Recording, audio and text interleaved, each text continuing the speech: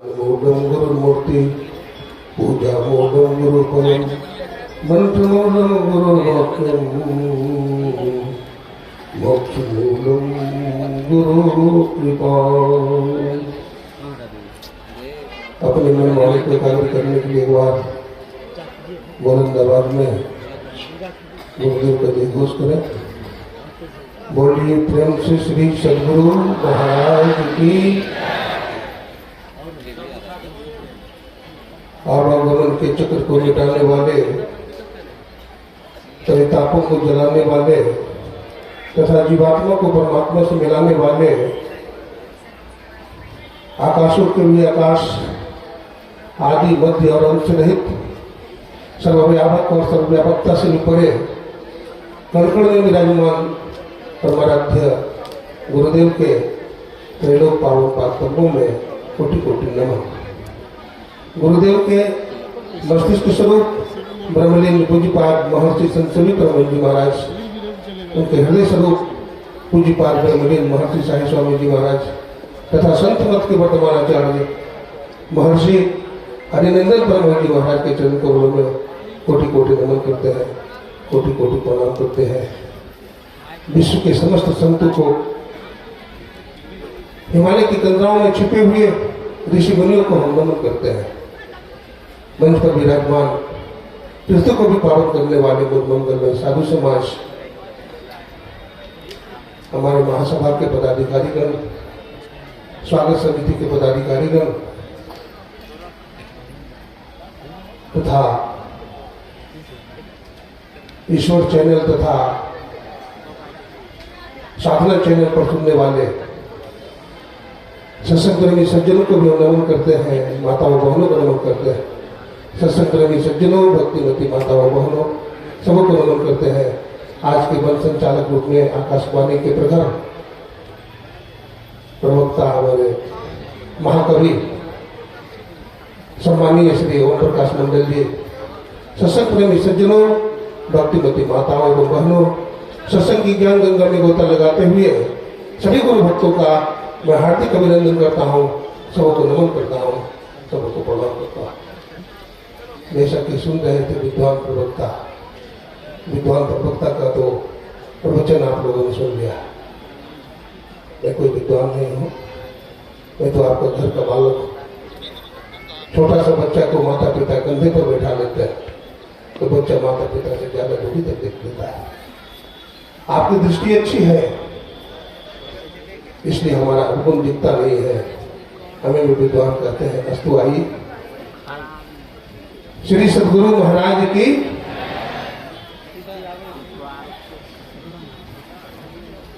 अभी आप लोगों ने ग्रंथ पाठ के माध्यम से नर्तन की उपादेयता सुन रहे थे।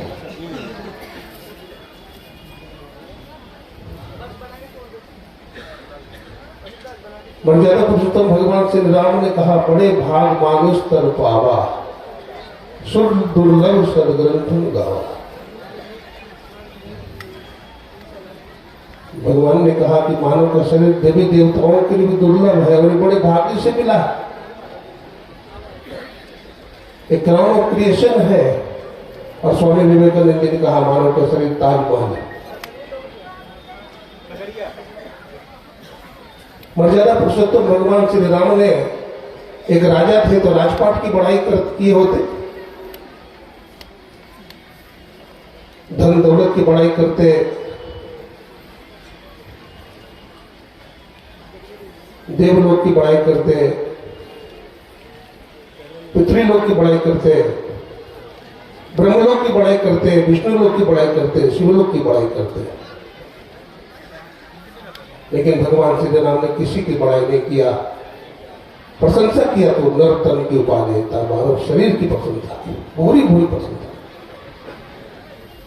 स्वामी रामतीर्थ ने जापान में कहा था, we are opportunate that we have found the way of salvation. हम बड़े भाग्यशाली हैं कि परमात्मा ने मानव का शरीर दिया। स्वामी विवेकानंद जी ने कहा था, work to that when I gone my spirit will work with you. The wealth, fame and enjoyments are only for a few days. These are mortal. So be careful and stand up. and fund of the divinity, self-realization and deep consciousness. धन जवानी पद सदाने रहते हैं. The time comes and go. समय आता है और चला जाता है. हम भी एक दिन चले जाएंगे. परमात्मा ने मानव का शरीर दिया है. सबसे बड़ा लाभ यही होगा इस मानव जीवन से परमात्मा को जानना.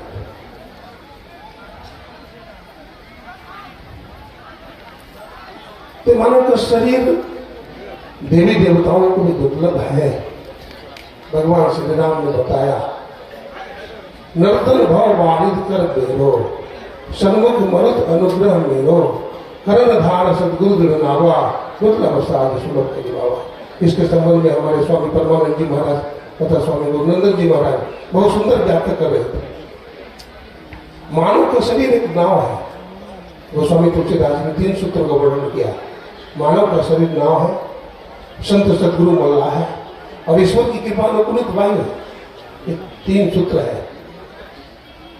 गुरु नानक साहब तो कहते हैं सदगुरु नाम जहाज है. उन्होंने तो जहाज कहा नर्तन को. उसको मानव का शरीर नाव है, लेकिन नाव से ही आप भवसागर पार नहीं करेंगे. मल्लाह भी चाहिए, आप सदगुरु भी चाहिए और परमात्मा की कृपा रूपी अनुकूलित वायु भी चाहिए. जब तीनों का योग हो जाता है तो मानव का शरीर सफल हो जाता है. हम भवसागर पार हो जाते हैं. अभी बहुत तरह की बात सुन रहे थे. मानव के शरीर में 72 करोड़ नाड़ियां हैं. इसमें 9 नाड़ी की प्रधानता है. 9 नाड़ी में 3 नाड़ी की प्रधानता है. 3 नाड़ी में भी सुषुम्ना श्रेष्ठ है. उपनिषद के ऋषि ने कहा, सुषुम्नायाम यदा योगी क्षणैकमपि तिष्ठति, सुषुम्नायाम यदा योगी क्षणादमपि तिष्ठति, सुषुम्नायाम यदा योगी लीयते निर्वत् विद्यते च तथागतिस् चिद्यन्ते सर्व संशया क्षीयन्ते च कर्माणि तस्मिन् दृष्टि बराबर. गोस्वामी जी ने कहा, उग्र है विमल विलोचन ही के मिटे दोष दुख भव. हमारे शरीर में 9 दरवाजे हैं. 9 दरवाजे तो है, लेकिन इसमें एक और दरवाजा है जिसको 10म द्वार कहते हैं, जिसमें इसे चश्म रोशन कहा गया है. इसे चश्म दिल कहा गया है. चश्म दिल से देख यहाँ जो तमाशे हो गए. इसको शिवनेत्र भी कहा गया है. आज महाशिवरात्रि है. महाशिवरात्रि सबका मंगल में हो. मैं गुरु महाराज से सबके लिए मंगल कामना करता हूँ.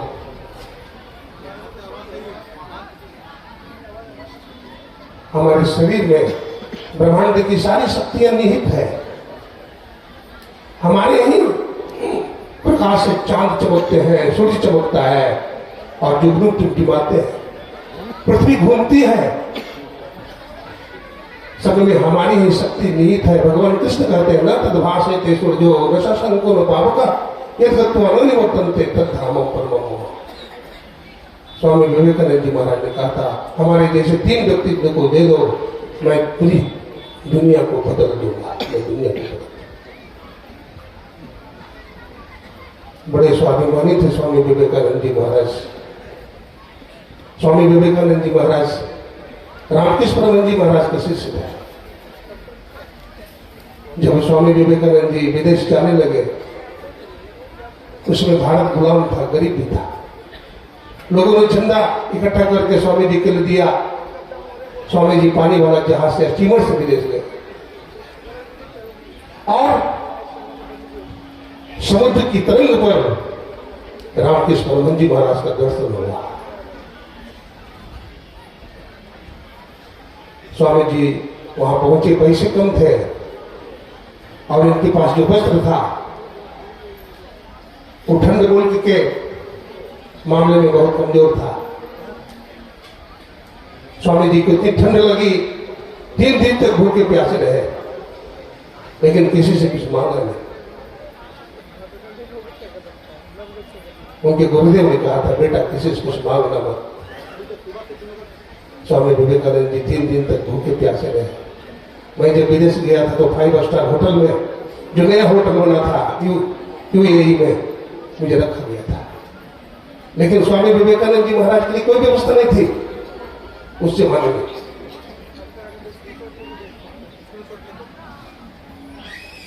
होटल के पास जो टेबल पड़े रहते थे उसी पर स्वामी जी सो जाते हैं, भूखे प्यासे।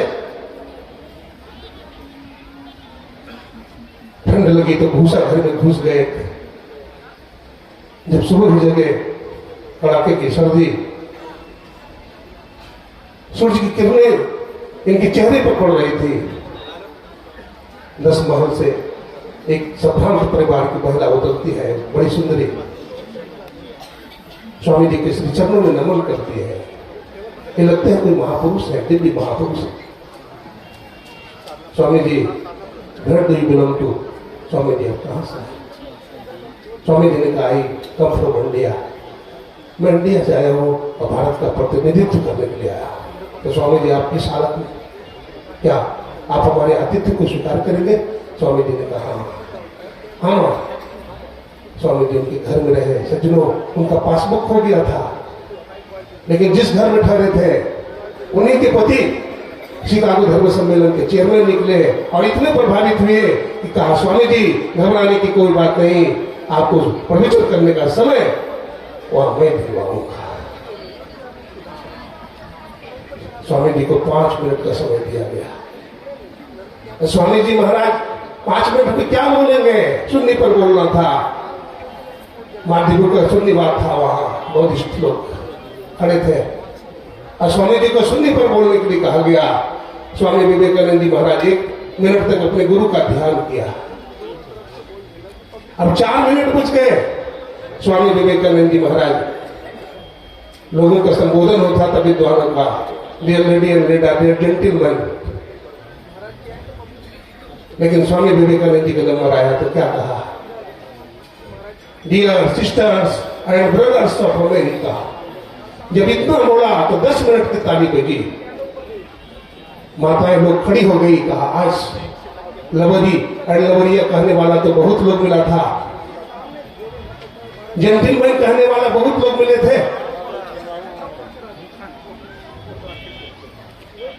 लेकिन आज भारत का ऋषि आया है, आज मेरा भाई आया है, सगा भाई आया है और मुझको अपना बहन कहकर संबोधित किया है। 10 मिनट तक ताली बजाती रही।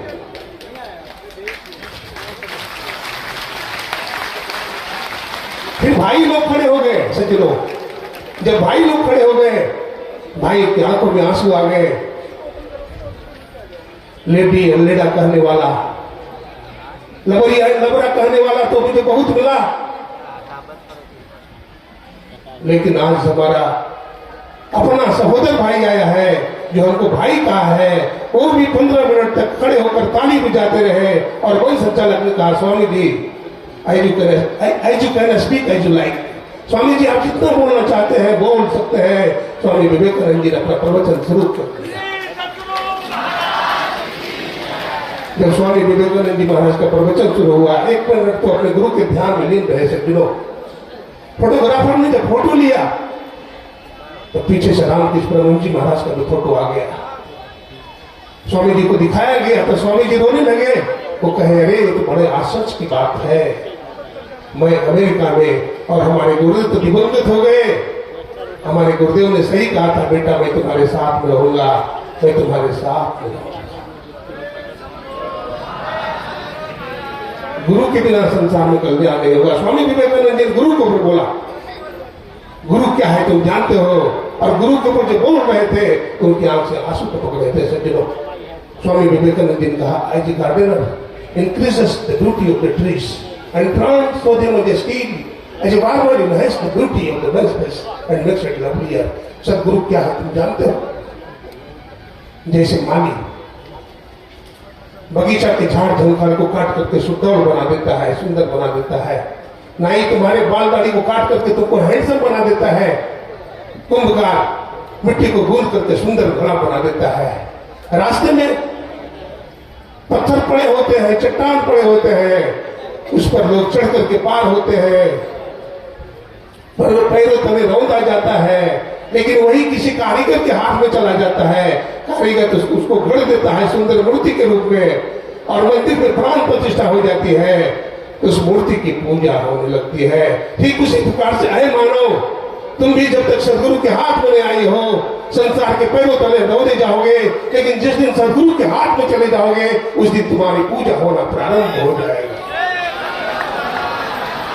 तुम्हारा पूजा होना प्रारंभ हो जाएगा। स्वामी विवेकानंद जी कहते थे, गुरु का नाम सुनते ही आंख में आंसू आ जाए और समस्त रोग पे खड़े हो जाए।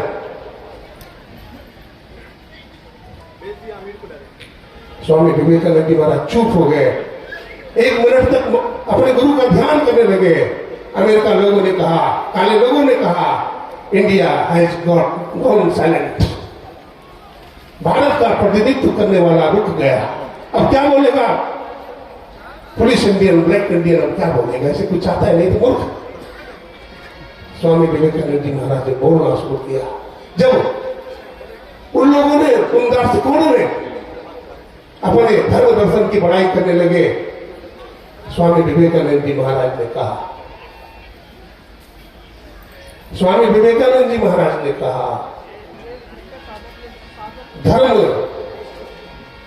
दीवार नहीं बनता, धर्म सबके रास्ते खोल देते हैं। सब लोगों ने तो दूसरे के धर्म की निंदा की, अपने धर्म की बड़ाई की, लेकिन स्वामी विवेकानंद जी ने अपने धर्म की बड़ाई नहीं की, बल्कि उन्होंने सर्वधर्म समन्वय, सर्वधर्मों की बड़ाई कर दिया। उन्होंने कहा, स्वामी विवेकानंद जी को कहा, सुन्नी पर बोल लो। सुन्नी पर कितना देर तक बोल सकते हो?